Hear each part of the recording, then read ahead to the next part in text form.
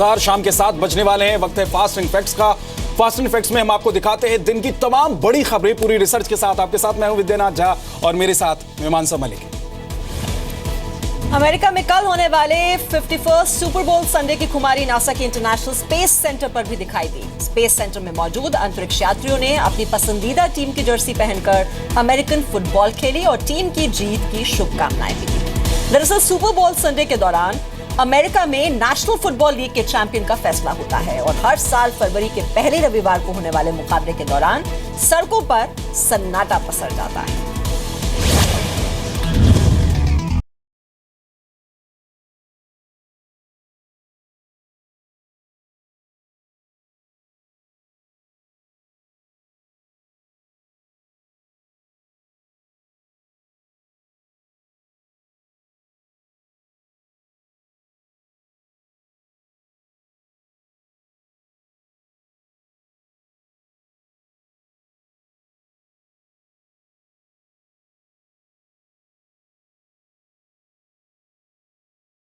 अंतरिक्ष में super ball Sunday की धमक। इंटरनेशनल स्पेस सेंटर में ऐसा नजारा पहली बार नजर आया जब आईएसएस में मौजूद अंतरिक्ष यात्री किसी अहम खोज में जुटने की बजाय अपनी पसंदीदा टीम की जर्सी पहन रहे हों। खिलाड़ियों के तैयार होने के बाद स्पेस सेंटर पर शुरू हुआ फुटबॉल मुकाबला।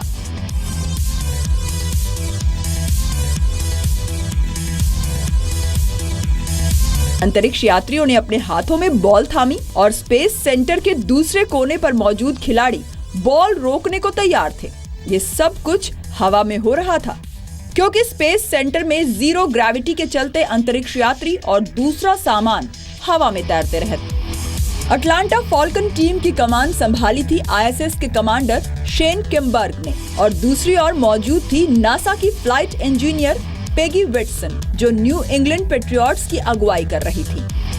धरती पर भले ही बॉल की रफ्तार धीमी रहती है, लेकिन जीरो ग्रेविटी की वजह से स्पेस सेंटर में फुटबॉल हवा से बातें कर रही थी।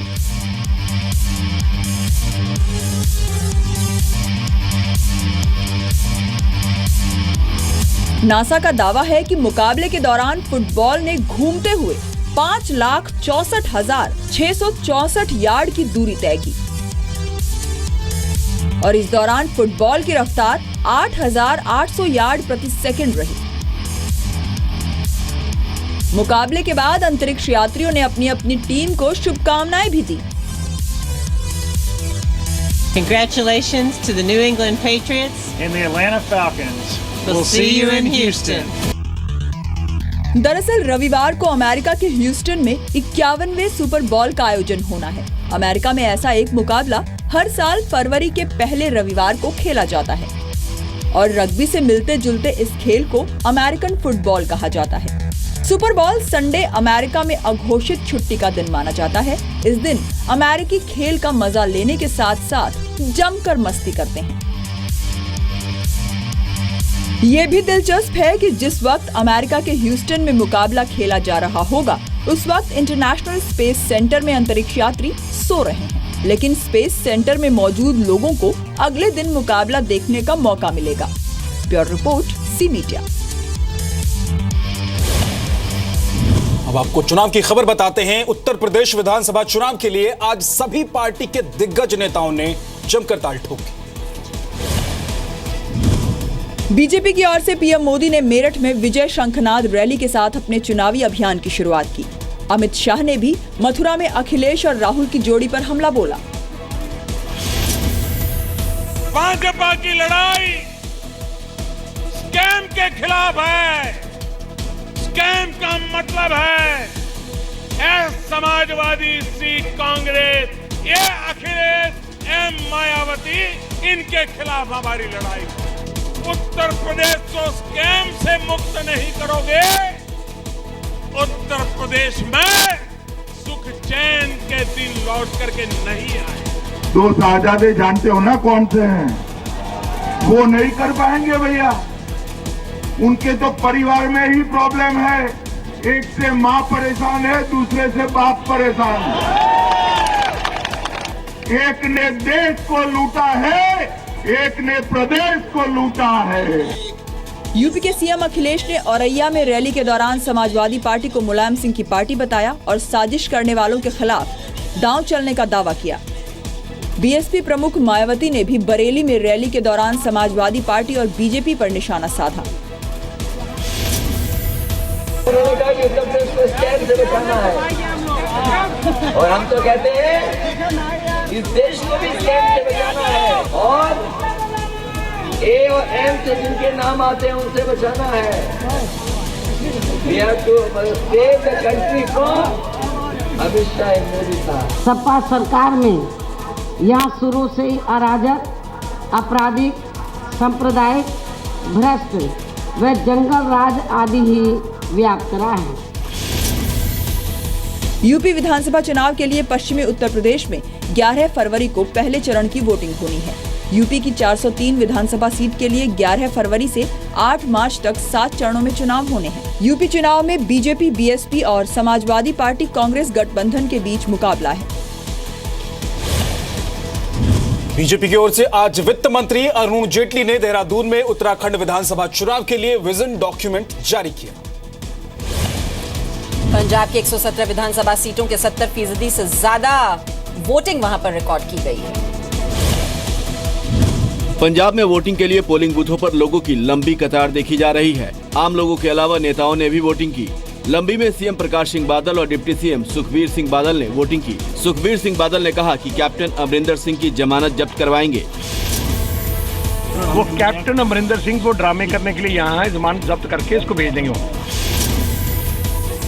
क्रिकेटर नवजोत सिंह सिद्धू ने अमृतसर में मतदान किया। उन्होंने कहा कि वो कांग्रेस को पुनर्जीवित कर राहुल गांधी को गिफ्ट देंगे। नया उदय होगा, नया सृजन, नई उमंग, नई तरंग और राहुल भाई को हम एक बहुत बढ़िया गिफ्ट देने वाले हैं। कांग्रेस का ऐसा रिवाइवल, इनकलाब, सैलाब और बड़ा बदलाव।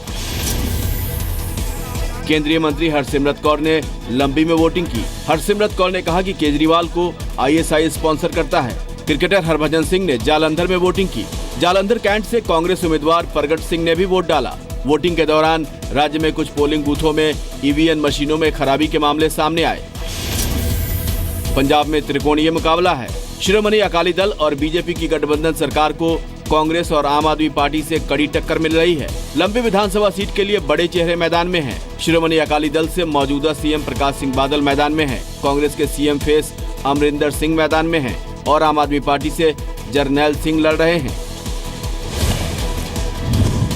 पंजाब में मतदान शांतिपूर्ण तरीके से कराने के लिए सुरक्षा के कड़े इंतजाम किए गए।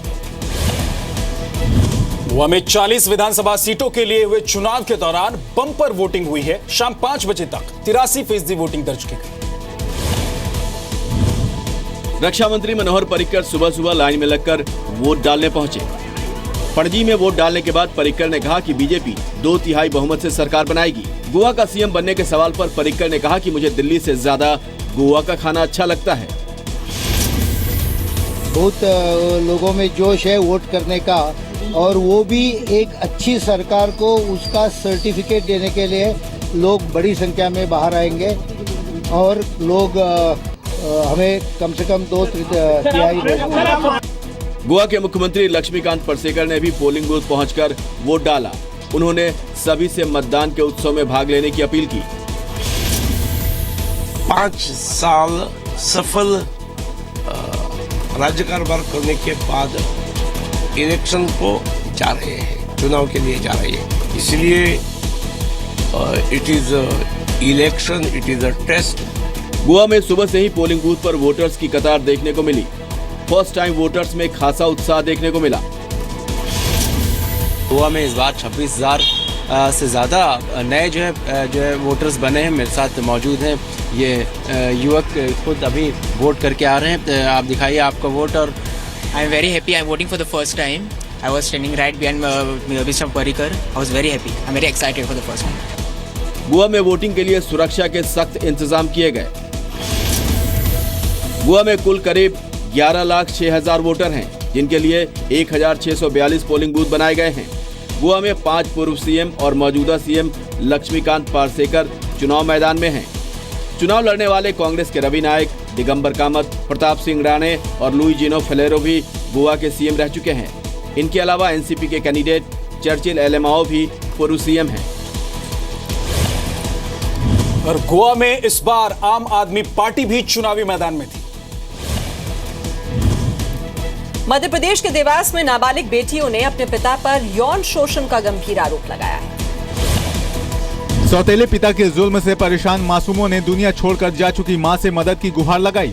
उन्होंने घर के बाहर दीवार पर लिखा, मम्मी, प्यारी मम्मी, हमारी इज्जत बचाना, तुम हमको इस नरक में छोड़कर क्यों चली गई? तुझे मालूम है कि हमारे साथ क्या क्या हो रहा है? माँ तू आजा, माँ तेरे बिना हम अधूरे हैं, तेरी याद आती है माँ, हमें शक्ति देना, हम पिता की गंदी हरकतों से परेशान हैं। 9 और 11 साल की दोनों बच्चियां एक दिन रोते हुए जा रही थीं। पास से गुजर रहे युवक ने रोने की वजह पूछी तो पूरे मामले का खुलासा हुआ। उस अनजान व्यक्ति ने चाइल्ड हेल्पलाइन नंबर पर फोन कर बच्चियों को बचाया। आरोपी पिता को गिरफ्तार कर लिया गया है। दाल पिलाते थे, मारते थे रोज, मैं हमको गोलियां खिलाते थे, कभी कभी नशे की यूँ बोलते थे कि मतलब इधर उधर हाथ लगाते थे। तो हमने बहुत बार कहा था कि हम पुलिस में रिपोर्ट कर देंगे, तो बहुत मारते थे। इसी परिप्रेक्ष्य में चाइल्ड लाइन में खबर आई थी कि इसमें इस तरह से है, तो पुलिस ने जाके उस पर कार्रवाई की, उसके पिताजी को अरेस्ट किया है। उसकी उन लड़कियों ने अपनी घरों के दीवारों पे भी लिख रखा था कि मम्मी हमें आप बचाना है। इस तरह से वो बहुत डरी हुई थी। पुलिस के मुताबिक 5 महीने पहले बच्चियों की मां का निधन हो गया था। मां की मौत के बाद सौतेले पिता ने बच्चियों को परेशान करना शुरू कर दिया। बच्चियों के पड़ोस में रहने वाले लोग अनपढ़ होने की वजह से बच्चियों के दीवार पर लिखे संदेश को समझ नहीं पाए।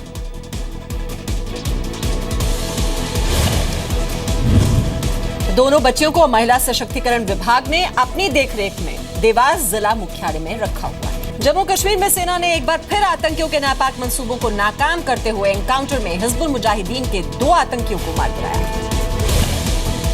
उत्तरी कश्मीर में बारामूला जिले के सोपोर इलाके में आतंकियों के छिपे होने की जानकारी मिलने के बाद 52 राष्ट्रीय राइफल्स के जवानों ने सर्च ऑपरेशन शुरू किया और पूरे इलाके की घेराबंदी कर दी। जम्मू कश्मीर पुलिस और एसओजी के जवान भी ऑपरेशन में शामिल रहे। खुद को घिरता देख आतंकियों ने सुरक्षा बलों पर फायरिंग शुरू कर दी। जवानों ने भी जवाबी कार्रवाई में आतंकियों को मार गिराया। मारे गए आतंकियों के पास से AK-47 राइफल और एक पिस्टल बरामद की गई है। एक ओर जम्मू कश्मीर में भारतीय सेना आतंकियों के हौसले पस्त करने में जुटी है, वहीं दूसरी ओर अमेरिकी दबाव में हो रहे कार्रवाई से भारत का मोस्ट वांटेड आतंकी हाफिज सईद भी घबरा गया है। पाकिस्तान में नजरबंद किए जा चुके आतंकी हाफिज सईद ने अपने संगठन का नाम बदल लिया है।